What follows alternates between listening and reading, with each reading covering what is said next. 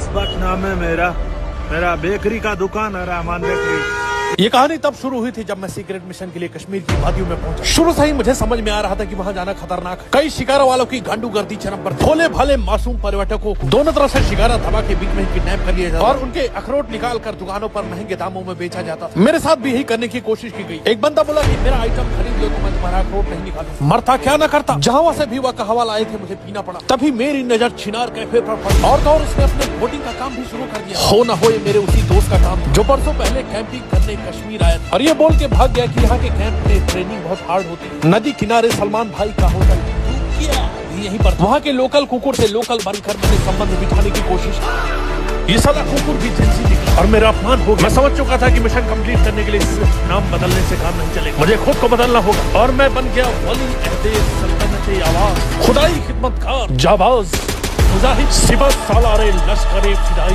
रसूली अल जब्बार अल आसम। मेरे ये परिचय जानते ही लोगों के रिश्ते मेरे घर के आने लगे। लोग मुझे घर जमाई बनाने पर आमादा हो गए। पर जैसे ही पता चला कि वो अपने लड़के का रिश्ता मेरे लिए लेकर आया, मैं खुद अपने अखरोट गिरवी रखवाने दुकान पर पहुंच गया। दुकानदार ने बोला कि मैं सिर्फ कसूरी मेथी बेचता हूँ।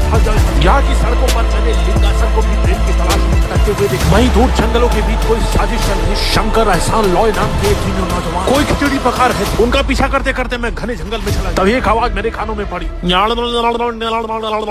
शायद ये भालू तमिलनाडु से आए और मुझे देखकर भयानक इशारे कर रहे थे। मैंने बोला मिशन अपनी जगह होता रहेगा। मैं निकल भागा और जंगल की बात जंगल में ही रह गई।